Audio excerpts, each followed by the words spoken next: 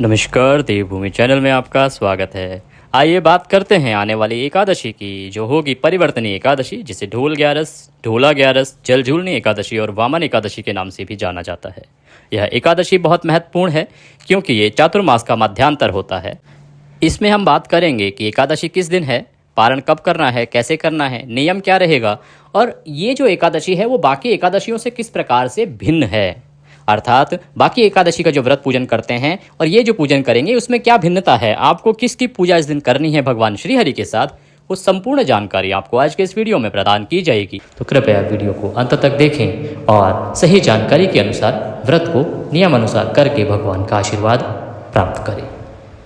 यूँ तो एकादशी प्रत्येक माह आती है, प्रत्येक एकादशी का अलग अलग महात्म्य होता है। इस बार जो आने वाली एकादशी है वो भादों के शुक्ल पक्ष की एकादशी होगी। उसका नाम होगा परिवर्तनी एकादशी। परिवर्तनी एकादशी क्यों? परिवर्तनी एकादशी इसीलिए क्योंकि इस दिन भगवान श्री हरि विष्णु अपने जो सोने की मुद्रा है उसमें परिवर्तन करते हैं। देवशयनी एकादशी पर जब देव सोते हैं और भगवान श्री हरि 4 महीने के लिए योग निद्रा में चले जाते हैं, तो उससे ठीक मध्यांतर पर ये परिवर्तनी एकादशी आती है, जिस पर भगवान अपनी करवट बदलते हैं। इसीलिए इस एकादशी का पूजन और महात्म्य अधिक महत्वपूर्ण है। इस दिन भगवान का विशेष रूप से पूजन किया जाना चाहिए। इसे वामन एकादशी भी कहा जाता है। वामन एकादशी इसलिए क्योंकि इसी दिन भगवान श्री हरि विष्णु ने वामन रूप धारण किया था। पुराणों के अनुसार राक्षस राज बलि, जो भगवान श्री हरि का परम भक्त था, उसने तीनों लोकों को जीत लिया। इंद्र से वैर भाव के कारण इंद्र को स्वर्ग से भगा दिया। उसके बाद सभी देवता भगवान श्री हरि के पास पहुँचे, भिन्न भिन्न मंत्रों से उनकी स्तुति की और भगवान से निवेदन किया कि वो किसी प्रकार से उनकी इस मुसीबत से उनको छुटकारा दिलाएं। तब भगवान श्री हरि विष्णु ने एक रूप धारण किया जिसे वामन अवतार के नाम से जाना जाता है। ये भगवान के प्रमुख रूपों और प्रमुख अवतारों में से एक है।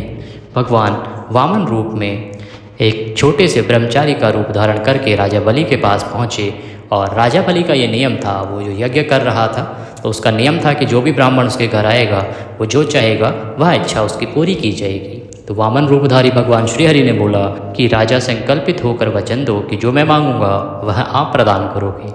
बलि ने यह संकल्प लिया और उसके बाद भगवान ने 2 पग में पूरी सृष्टि को नाप डाला।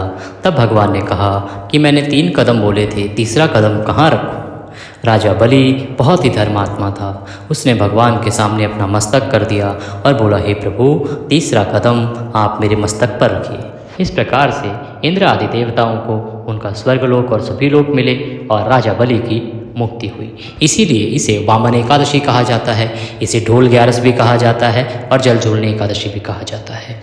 इस एकादशी का व्रत व पूजन बहुत अधिक फलदायी है। इस एक एकादशी का व्रत करने से 1000 राजसूय यज्ञ करने के बराबर फल प्राप्त होता है। इस एकादशी का व्रत करने से, पूजन करने से, हजारों टन सोना दान करने से जितना पुण्य प्राप्त होता है उससे कहीं ज़्यादा इस एकादशी का मात्र 1 दिन व्रत और पूजन करने से पुण्य फल प्राप्त होता है। अगर कोई अपने जीवन को सफल बनाना चाहता है, वह परम धाम को चाहता है, वह गति पाना चाहता है, तो यह एक ऐसा व्रत है जिसको करने से अवश्य ही उसे गति मिलती है और भगवान श्री हरि का धाम प्राप्त होता है। आइए जानते हैं कब है यह पुण्यदायी एकादशी, किस दिन व्रत किया जाएगा और कैसे आपको पूजन करना है। एकादशी का व्रत आप जिस दिन कर रहे हैं उस दिन आपको सूर्योदय से पहले उठना चाहिए। उठने के बाद स्नान आदि करके हो सके तो पीले वस्त्र धारण करें और सूर्य को जल दें। सूर्य को जल दे के आपका जो पूजा स्थल है, जहाँ पर आप पूजा करने वाले हैं या करते हैं, आपका कोई मंदिर है घर में, वहाँ पे आसन लगा के बैठ जाएं। उसमें भगवान श्री हरि की कोई प्रतिमा, कोई तस्वीर है तो उत्तम है, अगर नहीं है तो कोई एक चौकी लें या मंदिर में ही कोई जगह है तो वहाँ पर हो सके तो पीला वस्त्र बिछाएं, उस पर भगवान की कोई प्रतिमा या तस्वीर स्थापित करें। इस दिन आपको भगवान के वामन रूप की पूजा भी करनी चाहिए, इसीलिए भगवान के वामन रूप की कोई तस्वीर अवश्य ही वहाँ पर रखें। उसके बाद भगवान को स्नान कराएंगे। स्नान कराने के लिए एक लोटे में शुद्ध जल लीजिए, उसमें थोड़ा गंगा जल मिला लीजिए। लोटा इस दिन तांबे का लेना चाहिए। तांबे के पात्र में जल लेके गंगा जल मिला लीजिए, फिर भगवान को छींटे दीजिए। छींटे देके उनको स्नान कराइए। स्नान करा के साफ वस्त्र से पोंछ दीजिए। रौली कुमकुम आदि का तिलक लगाइए। तिलक लगा के फूलों की माला पहनाइए, घी का दिया जलाइए और व्रत का संकल्प कीजिए। संकल्प से आगे बढ़ें उससे पहले एक महत्वपूर्ण जानकारी की, अगर आपके पास भगवान की कोई प्रतिमा है, वामन रूपधारी भगवान की कोई प्रतिमा है, तो उसको अभिषेक कराएं। अभिषेक कराना आपके लिए अधिक लाभकारी रहेगा। अभिषेक किस प्रकार से? भगवान की प्रतिमा को किसी पात्र में रखिए और पंचामृत बनाइए। कच्चा दूध लीजिए, गाय का हो तो उत्तम है, घी लीजिए, दही लीजिए, शहद लीजिए, उसमें शक्कर मिलाइए, 5 चीज़ों को मिला के, और उसके बाद भगवान को पहले शुद्ध जल से नहलाइए। शुद्ध जल से नहला के फिर पंचामृत से अभिषेक कराइए और फिर पुनः शुद्ध जल से स्नान करा के उन्हें साफ वस्त्र से पोंछ दीजिए। अपने स्थान पर विराजमान कीजिए, रौली कुमकुम आदि का तिलक लगा के फूलों की माला पहनाइए, घी का दिया जलाइए और व्रत करने का संकल्प कीजिए। संकल्प करना अति आवश्यक होता है। व्रत आपका तभी लगता है और तभी पूर्ण होता है, उसका फल आपको तभी मिलता है जब आप संकल्पित होकर करते हैं। चाहे वो दान हो, चाहे वो व्रत हो, वह संकल्प के बिना अधूरा है। इसीलिए संकल्प आवश्यक है, संकल्पित होकर ही आपको वो करना चाहिए। संकल्प का साधारण विधान बताते हैं जो आप घर पे भी कर सकते हैं। 3 बार बोलिए ओम श्री विष्णु, ओम श्री विष्णु, ओम श्री विष्णु। अपना नाम, अपना गोत्र, जिस स्थान पर बैठकर आप संकल्प कर रहे हैं वहाँ का मकान नंबर, क्षेत्र का नाम, शहर का नाम, एकादशायाम पुण्यतिथि हो। प्रभु आज के दिन हम अमुक उद्देश्य की पूर्ति के लिए, अर्थात जिस भी पर्पज से आप जिस भी उद्देश्य से यह व्रत कर रहे हैं वह बताएं कि हम इस कामना की पूर्ति के लिए आज के दिन एकादशी का व्रत व पूजन कर रहे हैं, इसका संकल्प करते हैं। आप संकल्प स्वीकार करें और हम इसको सफलतापूर्वक कर पाएँ ऐसा आशीर्वाद प्रदान करें। भगवान के चरणों में वह संकल्प छोड़ दें। उसके बाद भगवान को नमन करेंगे और कथा श्रवण करेंगे। आपको कथा अवश्य ही पढ़नी या सुननी चाहिए। कथा हमारे इस चैनल पर प्रत्येक एकादशी की कथा सुनाई जाती है, वीडियो अपलोड किया जाता है, लाइव भी किया जाता है। और अगर आप अपने घर पे सुनना चाहते हैं या करवाना चाहते हैं तो ऑनलाइन के माध्यम से, वीडियो कॉन्फ्रेंसिंग के माध्यम से आपके यहाँ पे भी कथा की जाती है, सुनाई जाती है और कराई भी जाती है। उसके लिए आप हमारे दिए गए नंबर्स पर संपर्क कर सकते हैं। पुराण बताते हैं कि इस दिन कथा श्रवण करना अति आवश्यक है व्रत पूर्ति के लिए। और कथा सुनने के बाद भगवान की आरती करेंगे। आरती करके फल का भोग लगाइए। आज के दिन फल का भोग लगेगा क्योंकि आप तो व्रती हैं, आपका व्रत है।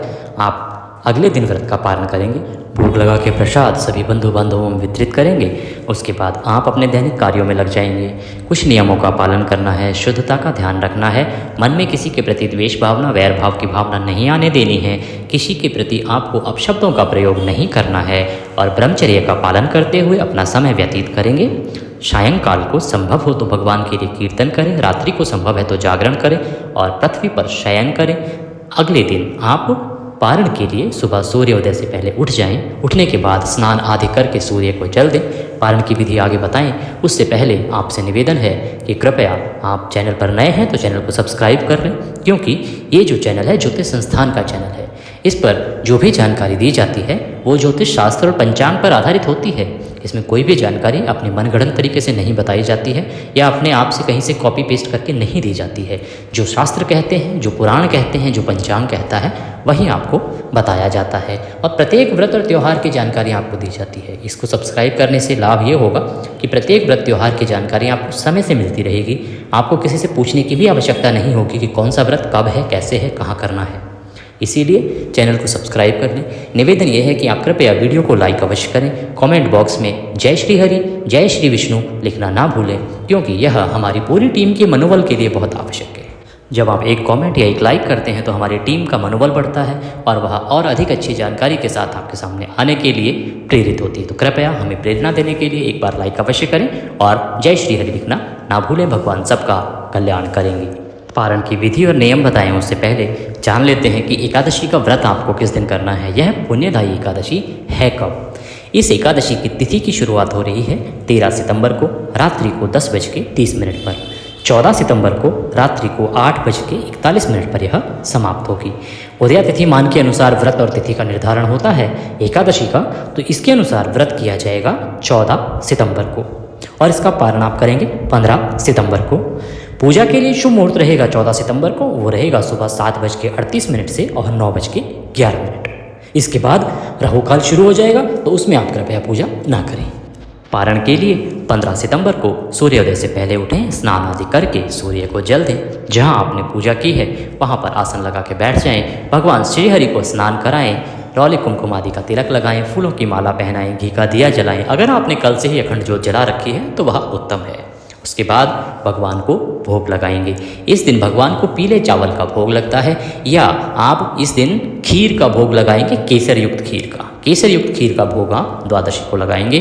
भोग जब लगाएं भगवान को तो उसमें तुलसी दल अवश्य रखें। तुलसी दल के बिना भगवान श्री हरि विष्णु को भोग नहीं लगाया जाता है।